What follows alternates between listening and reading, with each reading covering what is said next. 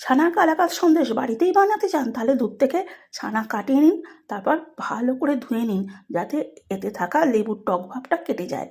এবার গ্যাসের মধ্যে একটা কড়াই বসিয়ে তার মধ্যে 1 লিটার দুধ দিয়ে দিন।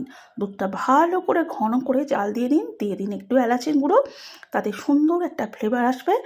এটাকে ঘন করার জন্য একটু মিল্ক পাউডার দিয়ে দিন, মানে 1 বাটি মিল্ক পাউডার দিয়েছি, আর দিয়ে দিয়েছি স্বাদ মতো চিনি। যতটা মিষ্টি খাবেন আপনারা ততটাই মিষ্টি দেবেন। এর মধ্যে দিয়ে দিলাম ডেসিকেটেড নারকেল, এতে স্বাদটা অনেক ভালো হবে, ক্রিমি টেক্সচারও আসবে।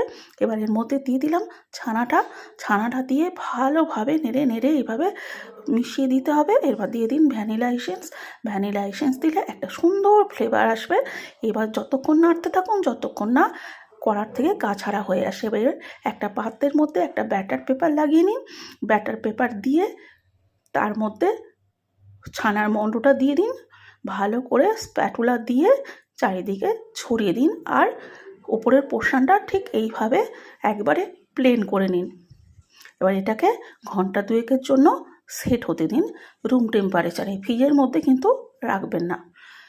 দেখুন আমি হাত দিয়ে দেখে নিচ্ছি 2 ঘন্টা বাদে কি সুন্দর ওপরটা টেক্সচারটা হয়েছে আর একদম সুন্দরভাবে বসে গেছে। এবার ছুরি দিয়ে কেটে নিতে হবে আপনাদের পছন্দ মতো সাইজে আপনারা কেটে নেবেন। আমি এখানে চৌকো চৌকো করে কাটছি, আপনারা চাইলে বরফির আকারে কেটে নিতে পারেন বা যে কোনো রকমভাবে কেটে নিতে পারেন। দেখুন আমার কাটা হয়ে গেছে, কত সুন্দর দেখতে হয়েছে। আমি ওপরে একটু ড্রাই ফ্রুটস আর কিশমিশ দিয়ে সাজিয়ে দেব। আমি ছুরি দিয়ে তুলে দেখিয়ে দিচ্ছি, দেখুন সুন্দরভাবে বসে গেছে। এইভাবে বাড়িতেই কালাকাঁদ সন্দেশ বানিয়ে নিয়ে বাড়িতে আসা অতিথিদের অতি সহজেই আপনারা খুশি করে দিতে পারবেন।